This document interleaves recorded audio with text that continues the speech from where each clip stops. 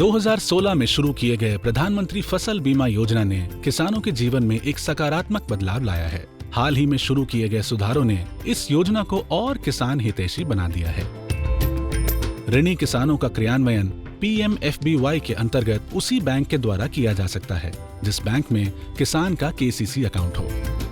PMFBY के क्रियान्वयन में एक और महत्वपूर्ण कड़ी है कॉमन सर्विस सेंटर, जो कि एक नामित ग्रामीण स्थानीय उद्यमी द्वारा चलाया जाता है। PMFBY के लिए नामांकन उतना ही आसान है जितना कि स्थानीय CSC तक पहुंचना, जहां हमारे किसान भाइयों को नामांकन प्रक्रिया पूरी तरह से समझाई जाती है।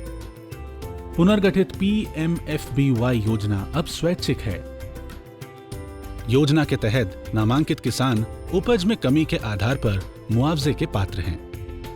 फसल काटने के प्रयोगों की वैज्ञानिक पद्धति का उपयोग करते हुए उपज में कमी का निर्धारण किया जाता है और मुआवजे की गणना की जाती है, जो कि सीधे किसान के खाते में जमा की जाती है। इसके अलावा ये योजना फसल जीवन चक्र के विभिन्न चरणों में होने वाली फसल क्षति से भी सुरक्षा प्रदान करती है, जैसे कि असफल बुआई या अंकुरण, फसल के मध्य में हानि, कटाई के उपरांत होने वाले जोखिम। बीमा की पूरी इकाई में फैली आपदा को रोकने के लिए बुआई या अंकुरण की स्थिति में कुल बीमा राशि का 25% किसान को भुगतान किया जाता है और पॉलिसी बंद कर दी जाती है।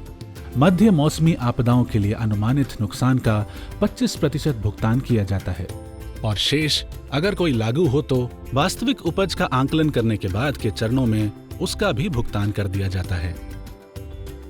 ओलावृष्टि, चक्रवात, चक्रवाती बारिश और बेमौसम बारिश के कारण फसल कटाई के उपरांत नुकसान की स्थिति में क्षति की सीमा का अनुमान लगाया जाता है और उसके अनुसार मुआवजे का भुगतान किया जाता है। उपज आधारित मुआवजों के अलावा भी PMFBY के तहत नामांकित किसान स्थानीय आपदाओं के लिए दावा दायर करने के पात्र हैं।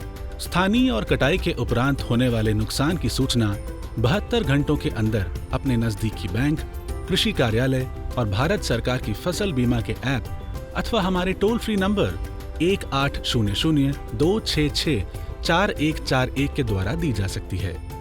और जैसे ही किसान स्थानीय स्तर पर फसल बीमा का दावा पेश करते हैं, फ्यूचर जनरली उसे तुरंत एक सर्वेक्षक नियुक्त करता है, जो कि 10 दिन के अंदर प्रभावित खेत का दौरा करता है। उसके बाद क्षतिग्रस्त फसल का मूल्यांकन करने के बाद सभी जरूरी प्रमाण भी एकत्रित करता है।